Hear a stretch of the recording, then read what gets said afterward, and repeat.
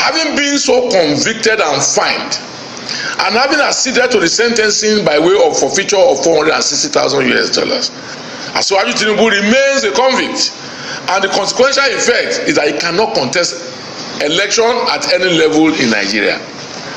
Consequently, our campaign has proceeded to the court, demanding the court to declare Asiwaju Bola Ahmed Tinubu, the presidential candidate of the APC, having been convicted, as ineligible to contest the presidential election by virtue of Section 137(1)(d) of the 1999 Constitution as amended.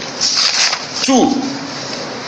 To ask the courts to compel the INEC, the Independent National Electoral Commission, to immediately delist Asiwaju Tinubu as the presidential candidate of the APC or any other political party for that matter. Right, allegations upon allegations, different kinds of evidences have been submitted from the two parties, from both the parties have gotten their evidences on the table, but who is to take the actions against these people? Who is to ask them to step down? Who is to prosecute them? Where is the EFCC? Where is the ICPC? Where is the security services to arrest these people? Because they've got a system in their hands, nobody to arrest them. We are just talking. Upon all of these things, we still have millions of people still supporting this presidential candidate in their rallies across the country and outside the country. That was just the spokesperson, presidential spokesperson for the People's Democratic Party. Throwing that shade, you will listen very shortly to the presidential spokesperson of the APC. A man who was convicted and who forfeited $460,000 to the American government because of a case involving or related to drug or heroin trafficking. But as of 2015, Bola Ahmed Tinubu was still involved with drug traffickers. Yes, the records are clear. And according to him and his agents, his goons, that particularly from the documents provided by the former MD of Alpha Beta Consulting, Tinubu's company Alpha Beta transferred the sum of $4,396,063 to a company known as Summit Integrated Services Limited. We hereby call on the EFCC, the NDLA, the Nigerian Police, the Office of the Attorney General of the Federation, and the Department of State Services to arrest our president. You see, everyone is just supporting his own presidential candidate, his own choice, without looking critically into the situation of the country. I do not blame them. It's just quite unfortunate that this is where we have found ourselves. I have Mr. Femi Fani-Kayode to present to you. He has a lot. He said a lot in this particular video I'm going to show to you. Oh my God, he said quite a lot. You know, of course, you will always want to support his own presidential candidate. In order for you to know that these are pure politicians, Mr. Femi Fani-Kayode was one time a PDP member castigating Bola Ahmed Tinubu. Now is an APC member castigating Alhaji Atiku Abubakar. So you can know that these people are politicians and they are just using you to play a game of chess. Quite unfortunately, people find it really difficult to understand the games of these politicians, unfortunately. And Peter Obi that hasn't got any indictment whatsoever, no criminal cases. He has also all his record intact. He will even tell you to go and verify. A lot of people are still not supporting him. A lot of Nigerians that are suffering are still going behind these politicians who has a lot of questions to answer, who has a lot on their plate. It's quite unfortunate they have not opened their eyes. I'm going to release this video to you to watch from Mr. Femi Fani-Kayode. Of course, what do you expect from him? See exactly all that is said about Alhaji Atiku Abubakar. It's just a chapter of this. I'm going to release it to you. But before I go, try as much as possible to like, try as much as possible to comment on this, try as much as possible to share. This is the only way YouTube itself will be able to convey this video to other people for them to watch. And on this note, I'm going to leave you for now to watch the video. And I'll see you in the next clip. An irresponsible presidential candidate. I mean, you say that they should arrest Asiwaju Bola Ahmed Tinubu, or they should search his house, NDLA, EFCC, and everything. Where is your evidence? What is the evidence, other than the fact that you want to copy everything we have done? The difference here between us and them is that we didn't just crawl out of the woodwork and begin to call for people's arrest. We had solid evidence, which we presented before the world, of a confession made by their candidate telling the world that how he was involved in scamming Nigerians and misapplying and misappropriating public funds. They have no such evidence. They're simply making baseless calls that have no rationality, no basis in law, and absolutely irresponsible and nonsensical. So we refute all your that. Campaign was behind Achimago. No, not that we're behind it. We presented the evidence to the public. There's a big difference. We came across it like so many other people. It had been online for a number of weeks before we said a word about it. We took a position that we will not touch this until the Nigerian people had the opportunity to go through the material themselves. We didn't say a word, but it would have been irresponsible of us simply to sit back and say nothing, given the seriousness of that charge and that allegation and the things that that young man was saying, which we stand by. I mean, it's clear. You do not have a video or audio tape of Asiwaju Bola Tinubu dealing in drugs or misappropriating funds or anything of the sort. You do not have any evidence of his conviction by an American court. You don't have any of these things, but you call for his arrest, you call for searching of his house. Why are you doing this? Simply because you're desperate? We have touched a raw nerve. Our call was irresistible and we stand by it, and we have gone to court. My colleague Festus Kaimu has gone to court to ensure that the security agencies swing into action and look into that matter. Why? Because nobody is above the law in this country. So now the inference that have been drawn into these, Chief Fanikaude, is that your party and your campaign is so pressured and you're so unnerving about the character and the personality of an Atiku Abubakar. You thought that if he's on the ballot, head to head with your candidate, you don't have a chance. Not at all. The reverse is actually the case. That's the inference the opposition are bringing to it. There's no such inference because we do not regard him as a particularly strong candidate or a credible candidate. Actually, I personally don't see him as the real opposition. I think the opposition lies elsewhere, which maybe we'll talk about on another day.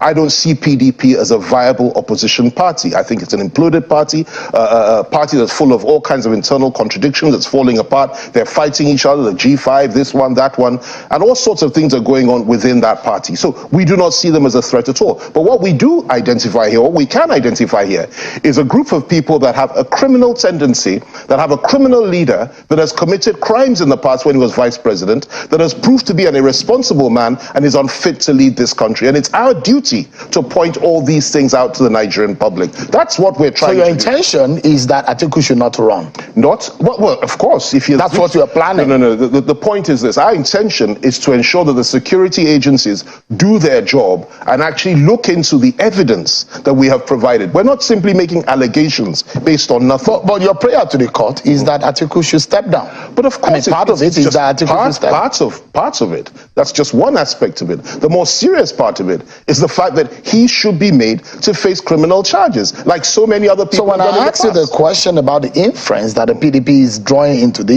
is that you are so scared of Atiku. It's not a matter of... No, just a moment, Chief Fanikaude, that you are so scared of Atiku Abubakar that you don't want him on the ballot. And the question is whether or not you probably would have waited until after this election to try all of these legal fireworks after the election. It's not a question of fear. It's a question of civic duty and responsibility. We have a responsibility to the Nigerian public and indeed to the world, to the people of this country, to speak truth at the relevant and appropriate time. And the truth is that a man that has confessed to using PVCs to steal public funds should not be on the ballot and instead should be behind bars. He has confessed, the evidence is there, something needs to be done about it, and we brought it to the knowledge of the public. What's the point of bringing it to the knowledge of the public after the election? Why would we do that? Why would we wait? We have no such obligation. We did it at the right time for the right reasons, and believe me, something will come out of that. So, and I'd like to ask you, do you think somehow that you steer the on his nest by what you did in the first place, and perhaps you have brought this upon yourself, that perhaps what some people will call unnecessary distraction for your campaign? Well, let me put this to you. I do not believe for 1 minute that any hornet's nest has been stirred, except for the hornet's nest inside the house and the home and the party of Atiku Abubakar. That's where the hornet's nest lies. Everything else that they have alleged, including the asinine call that that one of their spokesmen made that our candidate should be disqualified based on the grounds that he was convicted in America. This is a simple lie, a fallacious mendacity, complete falsehood. He was never convicted. The Americans themselves said that he was not indicted and neither was he convicted. Yet they keep bleating like little children about these things. There's no basis of reality in it. But going back to what you asked me, look, it's a very simple thing. For us, this is a civic duty. We need to be responsible, and it is our duty to expose Atiku for what he really is, and we will continue to do that. They have tried to respond by bringing all manner of insults, all manner of fake allegations, false allegations against us, without what? Without any credible evidence. If you have that kind of evidence, present it before the public. So let us see. Then we will consider what you're saying. Until then, stop throwing bricks where you have nothing inside them to carry weight. Do you have answers to some of the issues raised?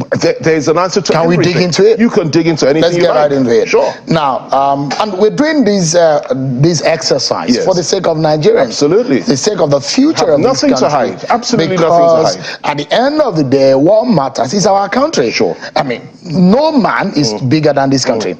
So let's get to it. First and foremost is the allegation on the issue of Alpha Beta, the consulting company that involved in issues of taxation with Lagos State government, and how funds allegedly cross ends between that company, the ownership that had been questioned, and the relationship it has with Bola Ahmed Tinubu.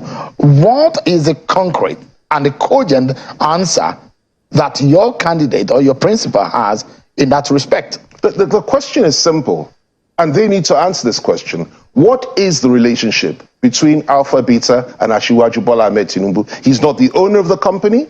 He has no dealings with the company. The company came under his watch, and it was contracted to do a job. It's done an excellent job in Lagos. It's worked in 6 other states of the Federation till today. Okay, so whatever happens in that company is between the company, the taxpayer, the taxman, and the law enforcement agencies and wherever they're operating. It's nothing to do with him. It's nothing to do with us. Now, to say because a company has allegedly done certain things in the past, many, many years ago, and allegedly sent money to somebody in Colombia, that translates into, assuming it's true, that translates into Asiwaju Bola Tinubu being a drug baron and unfit for public office. That is an asinine assumption to make. It has no basis in logic or rationality, and we refute it. And I urge them to be a little bit more responsible. And I also ask them this: can't they do any better than that? For goodness sake, if you're looking for something, look for it very well and try and find something. This is nothing but an irresponsible and asinine call. It doesn't make sense, and we refute it completely. There is no relationship between drug barons in Colombia, Alpha Beta, and Asiwaju Bola Ahmed Tinubu. None whatsoever. You know the man called Apara, the former MD of Alpha Beta? Well, I don't know him, but I've heard of him. But you are very familiar with the case.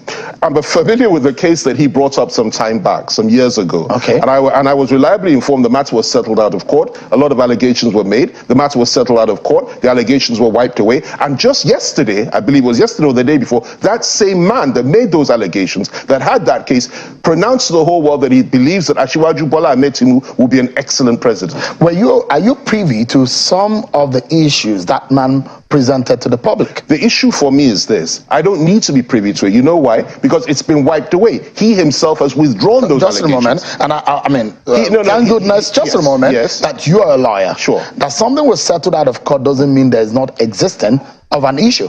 Well, let me put it to you like this: that something was settled out of court simply means one thing, that it's been settled and those allegations are baseless. That's what it means. So you're twisting it. Just a moment. My own interpretation just of the events. Mr. Fanika, well, if I may put this question to you. So because I'm not asking this because of any, I'm asking it for our viewers so they understand. Sure. That there was a settlement out of court doesn't mean that there is a non-existent of a big issue. That it was settled out of court means simply that there was no such thing. That the man made baseless allegations. There have been civil issues, nothing to do with a criminal case, that they needed to settle out of court. That is how such things are done. But criminal matters are hardly settled out of court without criminal investigation agencies being involved. In this particular matter, as far as I'm aware, there was no criminal investigation into the matter. The matter was settled out of court after allegations, in my view, irresponsible allegations were made, baseless allegations were made. Maybe he suddenly saw the light and withdrew those allegations, and maybe they had issues between them in terms of maybe the the relationship between Lagos State at the time and Alpha Beta, which was settled out of court, as is normally the case when it comes to civil matters. That's how I read that. Now, let me put this to you. If there had been anything of the sort, I assure you that a man like, for example, Nuhu Ribadu, who was probably the best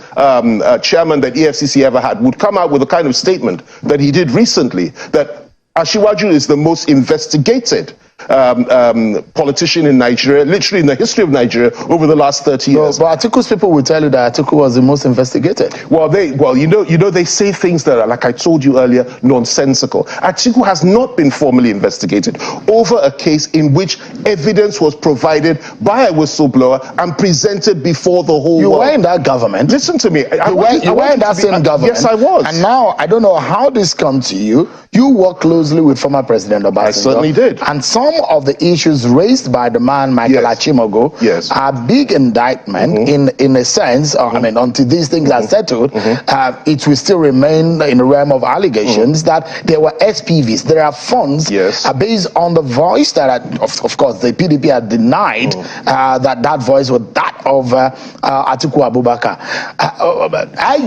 Do you have an inclination of that regime, of what the guy was raising as the issue of the SPVs? Well, let me just tell you this. You know, the simple fact of the matter is this, that his voice was heard on an audio tape. He says it's not his voice. The appropriate place to say that it's not your voice is to the EFCC or to the DSS or whoever is investigating the matter, not to the public. Go and prove that that's not your voice. It's not good enough to say, oh, it sounds like me, but it's not me. Present your defense. Let the matter be investigated. And let me tell you this, he's not above the law. Nobody's above the law. Many of us have been investigated in the past. Some of us have even faced criminal prosecutions in the past. There's nothing to fear if you've done nothing wrong. So why is he so scared of that? Now, going to Obasanjo, and you claim that it's indictment. Well, I didn't hear Obasanjo's voice on an audio tape accepting what Atiku has said. All I heard was Atiku making allegations, mentioning Obasanjo's name, and mentioning the name of other people. They will also be in a position to defend themselves, but I'm not going to pronounce them guilty until I hear from them. But let me make this point. Because I wanted us to run. There are a few issues the PDP but Atiku has made a public confession of a criminal act in the past. The whole world has heard it. The only defense is it's not my voice, and I'm saying present your defense before the court and stop running away from criminal prosecution. Now, before it's settled on that matter, move quickly, and I'd like you to touch on it. Do you settle out of court with someone you don't have a relationship with? Well, it depends on if it's a criminal matter. Well, you're referring to the other one. You're referring to the matter between Apara and Bola Tinubu. Do you settle out of court with someone you don't have a relationship with? Well, I really don't know. I need to look at the circumstances of each particular case. That's what I was asking. I think that you can. You know why? Yeah. You know why? Because if, for example, I make an allegation against you, for example, that you wear, women's underwear publicly, and you're upset about which I don't, which you certainly don't. No, just to clarify. Yeah, of course you don't. Go ahead, please. I know that. We know that. So, but just as an example, and you say, well, look, that's a very, very unfair categorization. Like you've just said, I do not wear women's underwear. Okay, and then we decide to have a discussion around the corner and say, look, I'm so sorry I said that. That's the impression. I say, well, look, I forgive you, and you're not going to. You may not not sue me. You may not do anything because we've had a discussion about it. I don't know the nature of that. So it validates the fact that you and I have a relationship. It does not. It just means the fact that you and I are sat here. What it means, and you're making those allegations what it means because is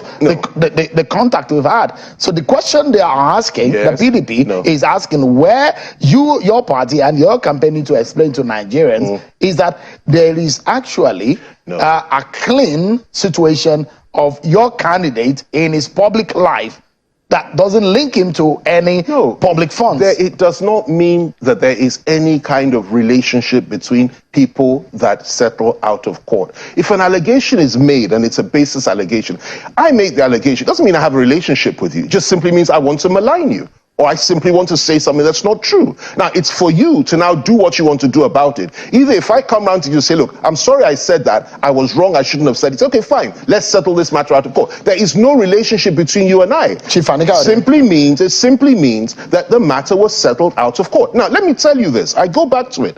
If there had been anything of the sort, believe me, by now, Tinubu would have been behind bars. So there is another big one. In fact, they tag your candidate a drug baron. That is what they call your candidate. That's what the opposition is calling.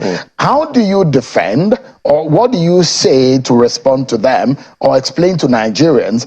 If you look at it, the monies they said exchange hands are being transferred to the Americans and linked to your candidate. What is the explanation? Listen to me very carefully. They are saying these things because they're seeing it in their delusions and in their nightmares and in their dreams. These are false allegations with no basis whatsoever. There is no link. There is no drug baron character to a man like Asiwaju. Nothing of the sort. I challenge them to provide the evidence. I can say anything I like about anybody. It does not mean to say that it's true. I need to be able to provide the evidence. I could say all sorts of things about Atiku on this program with evidence. You spoke about something earlier. You said that how does it impact on the Obasanjo regime that I served that regime, that Atiku was being accused or had made a confession about stealing public funds in that way. Of course it impacted on it. But let me tell you the difference here. At that time, when we were in that government, some of us stood up to Atiku and exposed him for what he was, to the extent that I personally asked him to leave cabinet meetings on 2 occasions for his treachery, for his backstabbing, for his wickedness, and for his evil against the government. I also accused him of corruption during the term,